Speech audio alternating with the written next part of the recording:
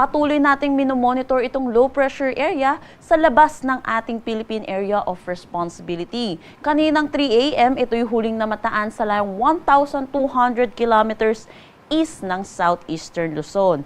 Makikita po natin, malapit na rin ito pumasok ng ating Philippine Area of Responsibility, possible po mamayang umaga. Mataas na rin yung tsansa nito na maging isang ganap na bagyo within the next 24 hours. Pag ito'y naging isang ganap na bagyo, ito'y papangalanan po nating Quiapo. Letter K pa lamang po tayo, meaning po neto ay water cabbage. Samantala, itong low pressure area na magiging bagyo po natin, ang kanyang track ay posibleng generally northwestward, kung saan posible siyang mag-close approach or mag-landfall dito sa Cagayan, possible between Friday to Saturday. Inaasahan din po natin sa kanyang intensity, posibleng umabot ito ng tropical storm category, kung saan ang pinakamataas nating tinataas na tropical cyclone wind signal ay signal number 2.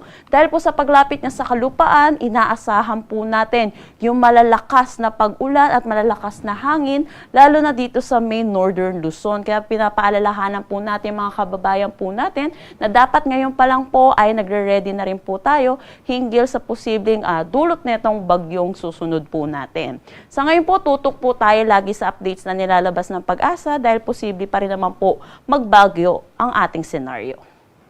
Sa ngayon, itong southwest monsoon or habagat ay patuloy na nakakaapekto dito sa may Palawan at Mindanao. Samantala, makikita natin kahit nasa labas pa ng ating Philippine Area of Responsibility, itong low pressure area, yung kaulapan nito ay nag-e-extend na hanggang dito sa eastern section ng southern Luzon at Visayas, kung saan makakaranas po sila ng mga kalat-kalat na pag-ulan. Para sa magiging panahon natin ngayong araw dito sa Luzon, inaasahan natin dulot ng trough netong low pressure area, makakaranas ng maulap na papawiri na may mga kalat-kalat na pag-ulan dito sa may Bicol region. Agwat ng temperatura para sa Legazpi, 25 to 33 degrees Celsius. Dito naman sa may Metro Manila at nalalabing bahagi ng Luzon, inaasahan natin ang maaliwalas na panahon, pero asahan din po natin yung init at alinsangan lalo na sa tanghali hanggang hapon na may mataas na tsansa ng mga localized thunderstorm pagdating sa hapon at sa gabi. Agwat ng temperatura para sa Metro Manila, 25 to 33 degrees Celsius, Lawag, 26 to 33 degrees Celsius. For Tuguegarao, 25 to 36 degrees Celsius, Baguio, 18 to 25 degrees Celsius. For Tagaytay, 23 to 31 degrees Celsius, at Legazpi, 25 to 33 degrees Celsius. Dito naman sa Palawan, buong Visayas at Mindanao, inaasahan po natin ngayong araw makakaranas sila ng mga kalat-kalat na pag-ulan. Pero magkaiba lang ang weather system na magpapaulan dito. Dito sa may Palawan, Western Visayas, Negros Island Region, Central Visayas at buong Mindanao, dulot ito ng southwest monsoon. At dito naman sa may Eastern Visayas, dulot ito ng trough ng low pressure area sa labas ng ating Philippine Area of Responsibility. Agwat ng temperatura para sa Kalayaan Islands at Puerto Princesa, 26 to 32 degrees Celsius. For Iloilo, Tacloban, 25 to 32 degrees Celsius. Cebu, 26 to 32 degrees Celsius. For Cagayan de Oro at Zamboanga, 25 to 32 degrees Celsius. At Davao, 24 to 32 degrees Celsius.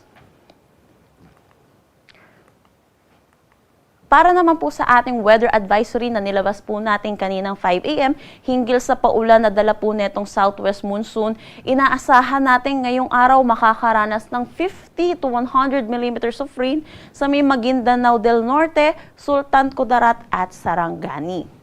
Samantala, bukas, paglapit po netong susunod po nating bagyo na ngayon po low pressure area pa lamang, inaasahan po natin makakaranas na rin ng mga pag-ulan, significant rainfall dito sa Cagayan at Isabela. Dulot naman ng southwest monsoon dito sa Antique, Negros Occidental, Negros Oriental, Lanao del Sur, Maguindanao del Norte, Sultan Kudarat at Sarangani. So yun po, pinapaalalahanan po natin mga kababayan po natin dahil itong mga pag-ulan po neto, pag ito'y nagtuloy-tuloy, posible po yung mga flash flood at mga pagguho ng lupa. Ugaliin po natin makinig sa ating local government units hinggil sa posibleng paglikas po na kailangan nating gawin.